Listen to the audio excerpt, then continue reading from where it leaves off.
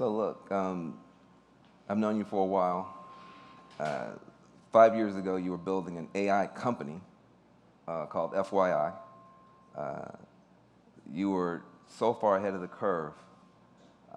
Now finally, the conversation is catching up to where you were. But can you say a little bit about how you figured out that it was going to be important for people with our values and our perspectives to own this conversation? When you say own the conversation, what do I mean, you have a AI that you can talk to and have a real conversation with, which is weird. I don't know anybody else that has that.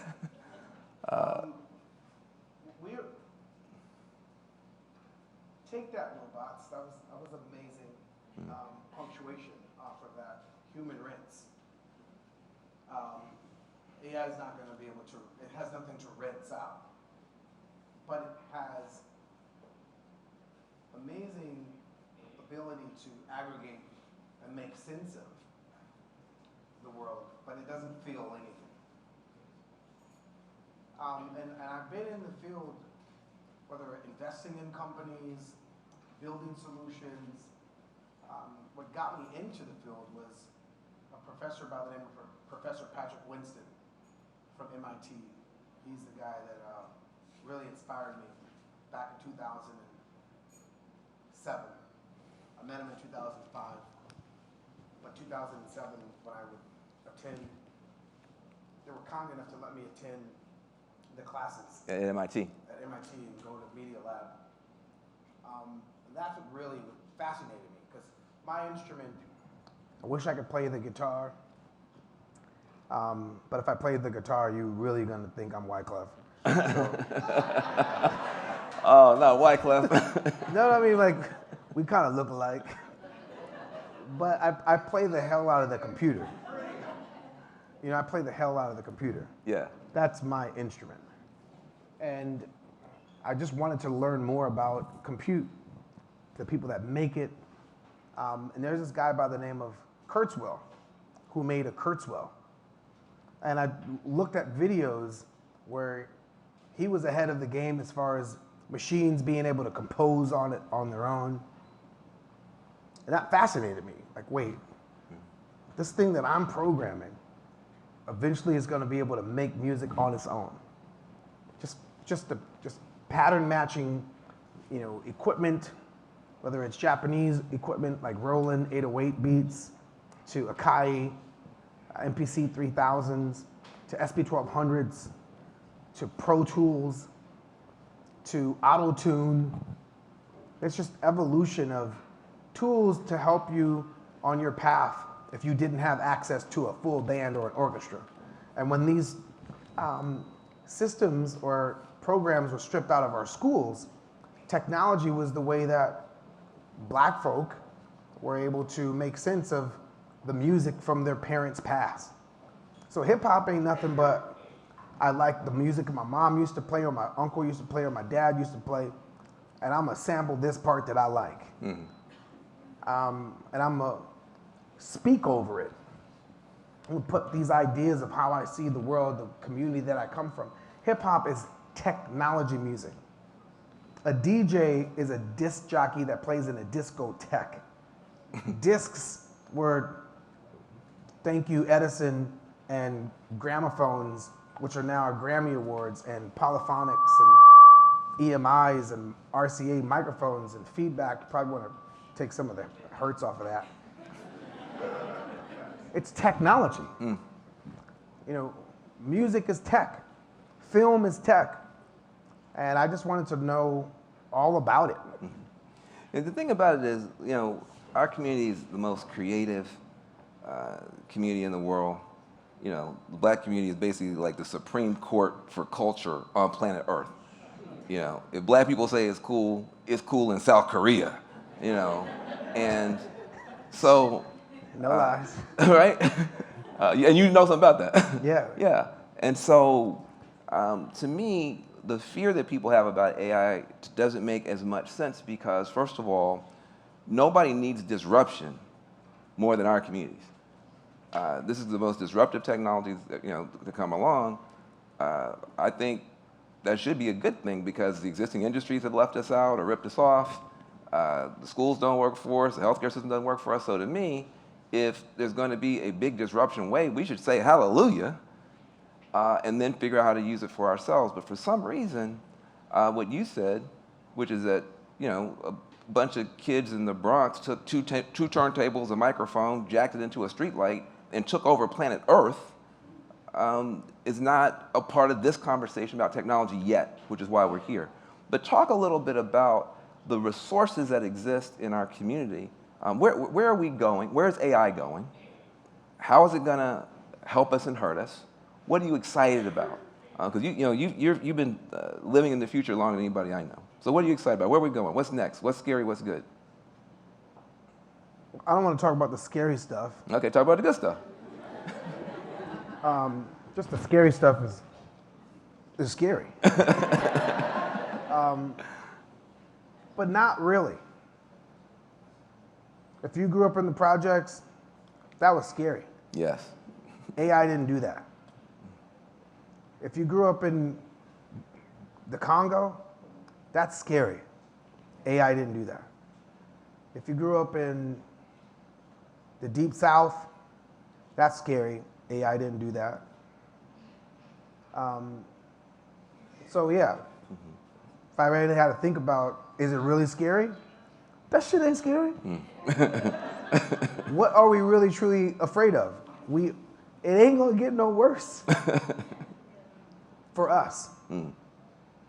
If your friends were like pinned down by police officers, we've seen that, we've been through that. So what's scary?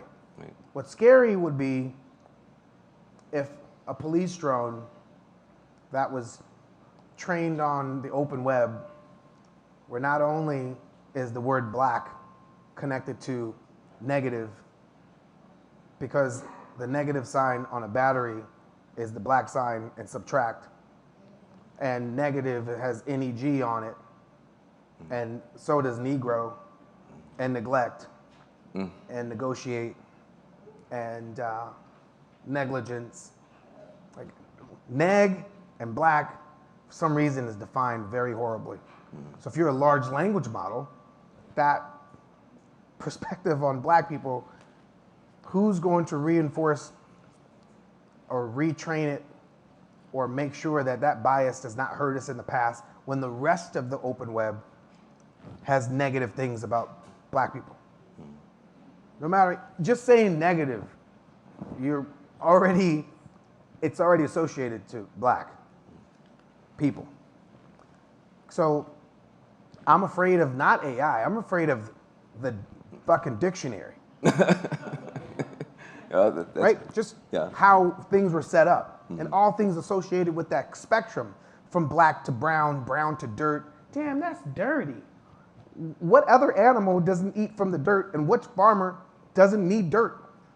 So why is that negative? There we go again with that negative shit. Why is that bad? So is that why you created your own? I mean, the thing to me is so amazing about you is that a lot of people have critiqued it, a lot of people have been afraid of it, but you built FYI. Coming out of the pandemic, talk a little bit about your AI company. I got one more question for you, and then we're gonna bring some more folks up. But it's a lot of people have the concern, but not that many people have the company. Yeah, so we all were working out of home during COVID, and I realized that the creative community is working off of a messenger, WhatsApp and iMessage. And to do that, we're sometimes Signal or Telegram. To really truly work off a messenger, you need Dropbox. And to send files that are big, you're not gonna open them up in your messenger, you need email. And if it's truly, truly big file, you need WeTransfer. So just to get work done, you need 5 apps. And that means your conversations are here and there and everywhere, and your IP and your trademarks and your copyrights are all at risk because each one of these companies have different terms and conditions that no one really truly reads. So I was like, wow, what if there was a different type of messenger that allowed you to send the as big of a file as you need to send in the messenger. Like, why do I have to use a different app to send something? Why can't I just send full freaking files in the messenger with, elliptical curve cryptography to keep those files safe? How come only cryptocurrency and NFTs have elliptical curve cryptography, but messengers don't? My data doesn't. So I wanted to have a messenger where your data is your data, send as big as files as you need. Here's the key, keep that key safe because this key is the key for your digital asset management, and it's communication. And then I looked around like, wow, people from where I come from don't create communication tools, let alone, AI communication tools. And so only my community, music, entertainment, can centralize around a tool for us. Fubu made awesome jeans for us, by us. This is an awesome messenger for us, by us. That stands for Focus Your Ideas. I love it. This is Black Genius. I want to give you your flowers. I'm alive. That's why. That's why. Okay, got it. That's why. You thought something was glitched out? Yeah. Look, man, I love you, brother. See? I love you. Oh no, I love you too, man. Yeah. I remember when I first met you, first person I called was like, Ma, guess who I met? You know the dude on CNN, the smart one? Yeah, the sexy chocolate black guy. Like, Ma, I met him. That dude is smart. He's nice too. Yeah, Willie. Like, my mom loves you too. Like, my whole family. We love some Van Jones, bro. You messed me up, man. It's your turn. It's your turn. I love you, man. It's hard to be as smart as you are, as creative as you are.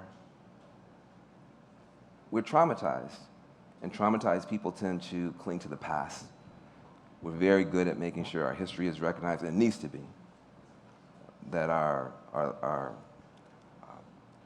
Black history is not erased and not forgotten. But I think we know Black history, nobody has asked the question, what's the Black future? What is the Black future? How's it gonna work? How's it gonna look? How's it gonna feel? How can young folks actually literally project their creativity into these spaces where you go to Davos, World Economic Forum, and you have the biggest people in the world with the biggest technology and the billionaires or whatever, and when you get finished talking, they're speechless. They're speechless. You're creating a pathway for people that up until now it's been either basketball or it's been music only or maybe politics. You're the only one in our community. 0 is a very important number. 0 is what defines to me racism, in that every Black person in here has a 0 missing from their bank account. Even Oprah, who has $3 billion, she should have $30 billion. She's missing a 0. Robert Smith has $9 billion. He should have $90 billion, missing a 0. All of us have a 0 missing, so 0 is killing us. How do you go from 0 to 1? How do you go from 0 to 1? And to me, you're that miracle. We had 0 people in all of the creative capacity here in Los Angeles who had become the 1 to actually create an AI company, to build it yourself, to build it to reflect the needs of our creative community, to make sure that we're protected, to make sure our data is protected, to make sure our identity is protected. There's no pathway for that. That is a miracle. And I just want everybody here to acknowledge Black genius when we have it. I love you, brother. I love you. Yeah, man. All right. Yeah, man. Get off your stage. Thanks, guys.